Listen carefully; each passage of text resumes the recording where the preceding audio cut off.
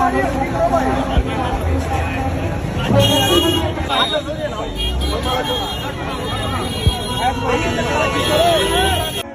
लडरावन जी भी हमारे साथ है, बहुत सहयोग करते हैं, समाज हित में कार्य करते हैं, उनका भी धन्यवाद करता हूँ। भाई हरा चिकारा करता है, दिल से धन्यवाद करता हूँ। जितने कदम आपने यहाँ पर सुल्तानपुरी में रखे हैं, हम आपके हमेशा आभारी रहेंगे। तालियां से कमेटी की तरफ से भाई हरत चिकारा जी का स्वागत कर रहे हैं गदा देकर।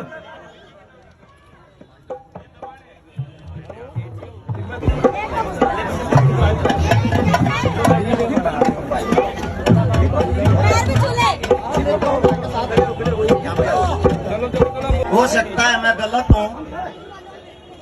दीपक मेरा बड़ा भाई है, मेरे ही गांव से है।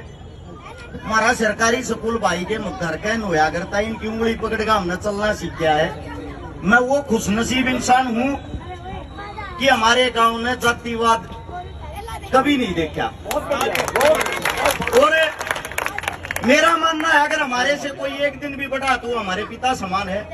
मेरे भाई ने मेरे को 11,000 रुपए से जो मेरा सम्मान किया है, मैं आज तक कभी भी समाज का पैसा घर लेके नहीं गया हूँ। मेरा बड़ा भाई इन्होंने सम्मान किया, वो मैंने सम्मान के साथ अपने पास रख लिया। लेकिन वे 11,000 रुपया मेरे हो गए, मेरी इच्छा में उनका क्या करूँ दीपक भाई। उनमें 5100 रुपये मिलाकर 16,100 रुपये मेरे भाई को सौंपता हूँ। जिस भी गरीब कन्या की शादी आपकी नजर में उसको कन्यादान डाल देना। तालियां बजा दे, तालियां, बहुत बढ़िया। पहले तो इनको संभालो भाई साहब। अब बात आती बाबा साहब की। हाथ जोड़ के विनती है 2 मिनट के लिए हम बाबा साहब को याद करेंगे। इसलिए उनकी जयंती के उपलक्ष्य में एक प्रोग्राम हो रहा है। साल में एक बार जयंती आती है, आप लोग उनको याद करके अपने घर चले जाते हो, फिर भूल जाते हो बाबा साहब ने क्या किया। इसलिए आप सबसे एक विनती है, सिर्फ 2 मिनट के लिए उस बाबा साहब को याद करेंगे और उनके बारे में सुनना। आज आप लोग यहाँ बैठे हो ना, वो इन्हीं की देन है। 14 अप्रैल 1891 में एक महान हस्ती बाबा भीमराव जी जब हमारे बीच में आए, जन्म लिया, उससे पहले का अगर मैं आप लोगों को माहौल बता दूं, आपकी आंखों से आंसू नहीं खून आएंगे।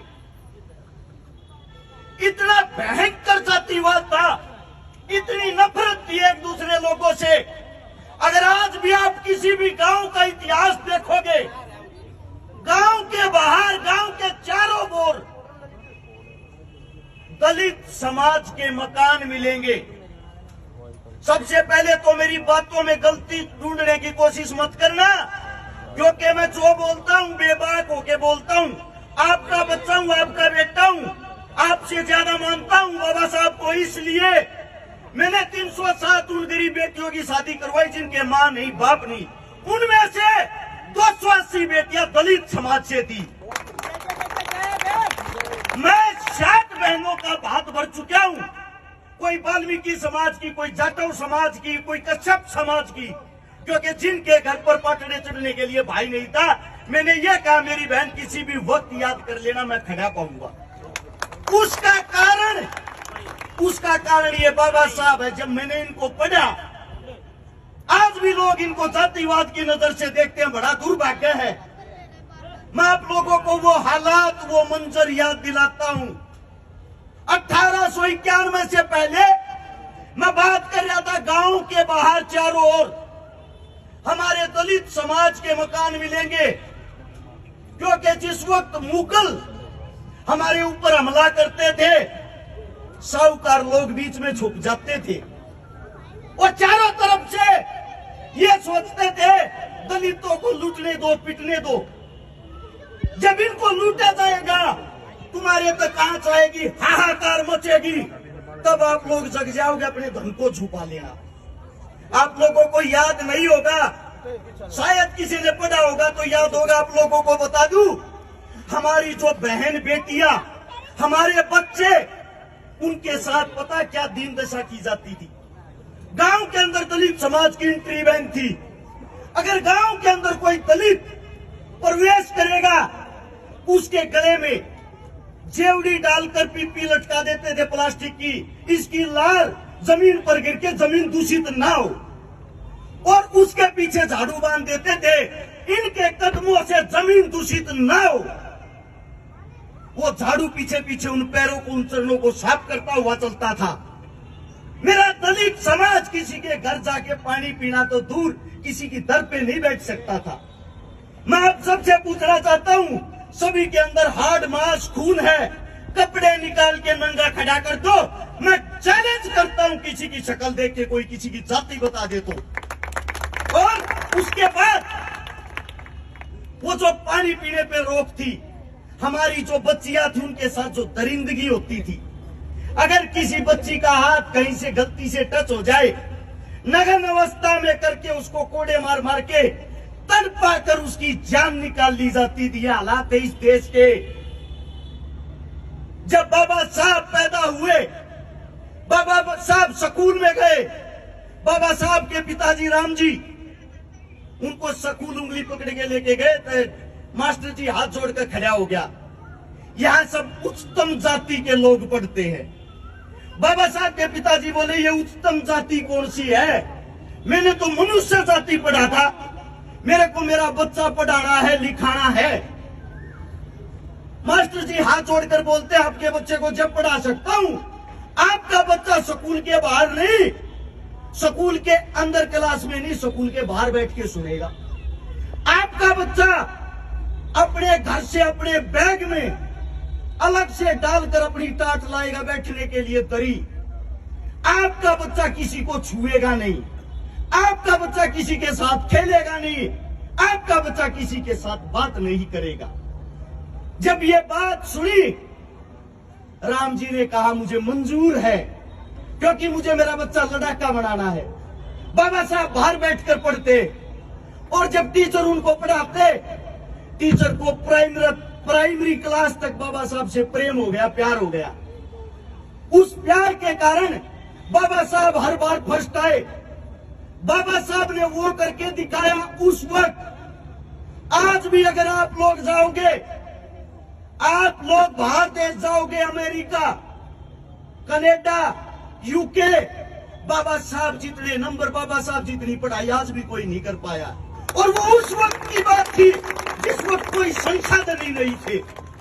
आप लोगों को एक गर्व की बात बता देता हूं, पूरे विश्व के अंदर, पूरे वर्ल्ड के अंदर सबसे ज्यादा अगर किसी की प्रतिमा वो बाबा साहब की। अब जिनकी इतनी मूर्तियां, इतनी प्रतिमा लगा रखी है, इसका मतलब उनके अंदर कोई तो खास बात होगी। अरे मैं एक बात कहता हूं, 1927 में आप लोगों को इसलिए आजादी मिली थी।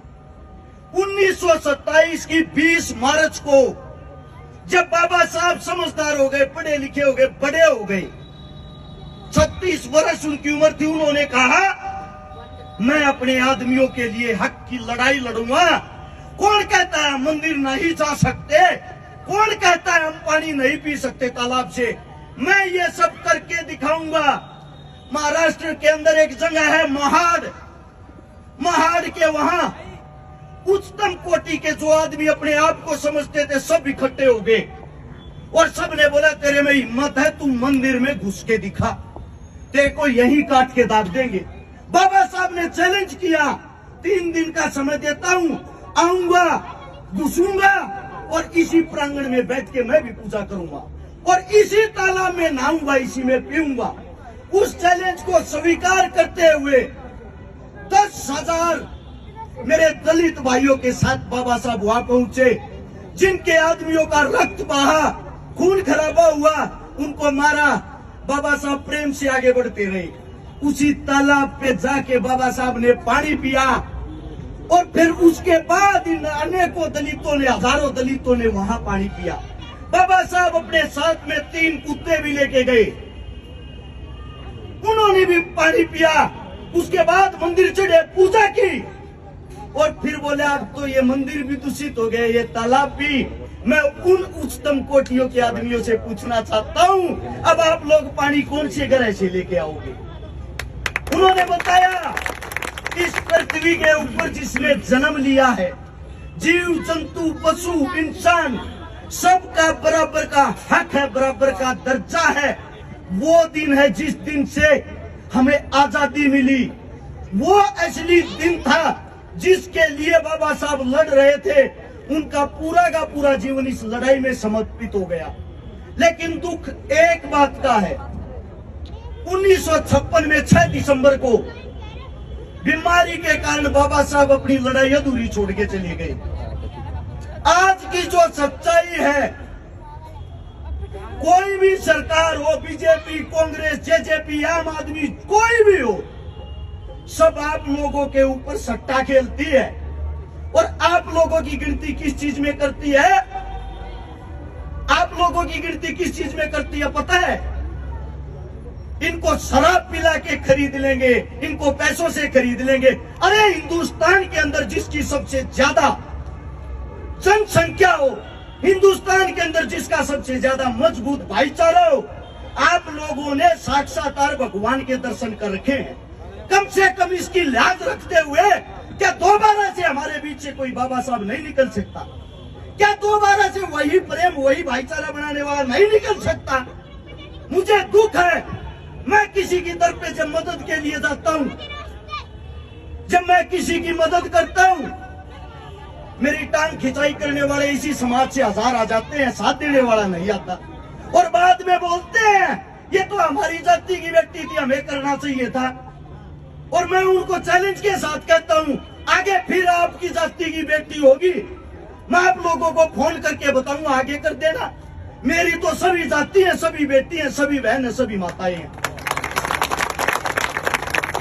आप सबसे मैं गुजारिश करता हूं, जिसके लिए आप यहाँ पे एकत्रित हुए हो, मैं वे सत्यता बता रहा हूं जो बाबा साहब की थी।